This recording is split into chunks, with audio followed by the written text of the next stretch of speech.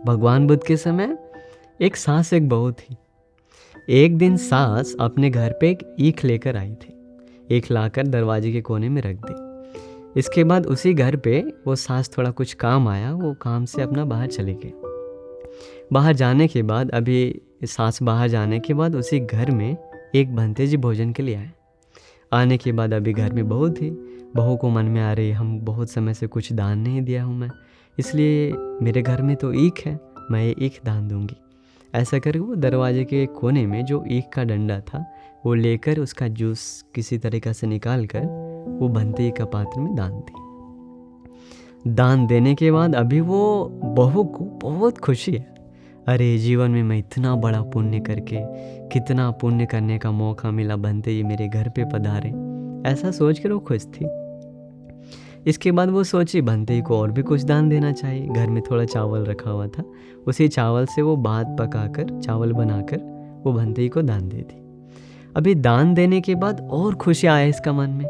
वो सोची अरे कितना अच्छा, आज मुझे ये गन्ने का जूस भी दान देने का मौका मिला और चावल भी दान देने का मौका मिला, कितना अच्छा है।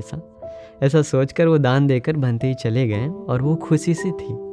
सास आई घर पे, आकर पूछती है इधर कोने में वो ईख का डंडा था, किधर गया वो?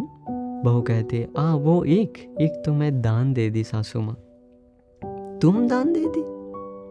फिर पूछते इधर कोना में चावल जो पड़ा हुआ था वो कहाँ गया? वो बताया वो भी मैंने भंते को भात बनाकर, चावल बनाकर दान दे दी मैं। तुम दान दे दी? तुम अभी घर की मालकिन बन गई है।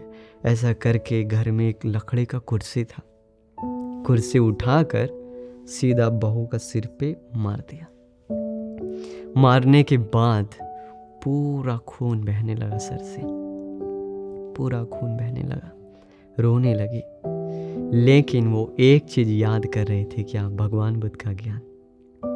देखिए भगवान बुद्ध का ज्ञान अंदर रहने का फायदा क्या है, फायदा कितना फायदा है। वैसा परिस्थिति में भी वो स्त्री अपना मन में थोड़ा भी गुस्सा नहीं जगाई। वो सोच रही थी, वो जो आपको पहले 4 तरीका बताया मैं, उसी तरीका से अपना मन में मैत्री बढ़ा रही थी अपना सासू माँ के प्रति, और खुश हो रहे थे आज मैंने कितना बड़ा पुण्य किया। तो सोचिए उस समय का गृहस्थ लोग भी ऐसा धर्म का अभ्यास कर के इतना आगे गया। वो बेचारे बहू उसी पीड़ा के कारण मर जाती है। उसी समय मरने के बाद देवलोक में जन्म लेती है, मुक्ति का द्वार खुलता है उसको उधर से। तो देखिए ये कितना बड़ा घटना है। तो आजकल हम लोग को भी ऐसा सीखना चाहिए। थोड़ा कुछ डांट दिया तो, कुछ बोल दिया तो तुरंत मन में वैर बना लेता है। कितना कमज़ोर है हमारा मन, कितना कमज़ोर है। इसलिए हम लोग को चाहिए कोई कितना भी कुछ बोल दे उसके प्रति अपना मन में मैत्री ही रखना। मैत्री नाम का तलवार अपने पास हमेशा रखिए। कभी भी कोई आ गया तो सीधा मैत्री तलवार निकाल कर उसको हटा दीजिए, नहीं तो हमेशा पछतावा करते रहना पड़ सकता है। तो ये सूत्र बताते समय हमें वो याद आया। तो आजकल दुनिया का लोग भी ऐसा सोचता है, कभी कभी वो सोच सकता है हम इतना दान देते हैं, हम इतना सील पालन करते हैं, फिर भी हमें को इतना क्यों कष्ट आता? हम इतना अच्छा से धार्मिक जीवन जीते हैं, हमेशा वो पुण्य करते हैं, फिर भी हमें ही क्यों बाधा होता?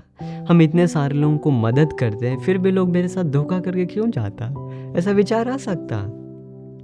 लेकिन सोचना है आपको, ये भगवान बुद्ध का धर्म क्या है?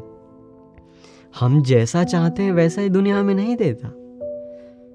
हमेशा हम लोगों को ज़्यादा जीवन में, अगर रियल में हम लोग देखें तो सुख बहुत थोड़ा है हमारा जीवन में, दुख ही ज़्यादा है। लेकिन उसी सुख का आशा पाने के लिए, उसी सुख का आशा में कितना भी दुख क्यों ना हो, ये मनुष्यों का स्वभाव क्या है, वो दुख झेलना पसंद कर लेता है। थोड़ा सा सुख के लिए वो सब बर्दाश्त करता है। तो इसलिए इसमें भगवान बुद्ध कह रहे हैं वैसा परिस्थिति भी आ गया तो अपने मन को शांत बनाए रखना है।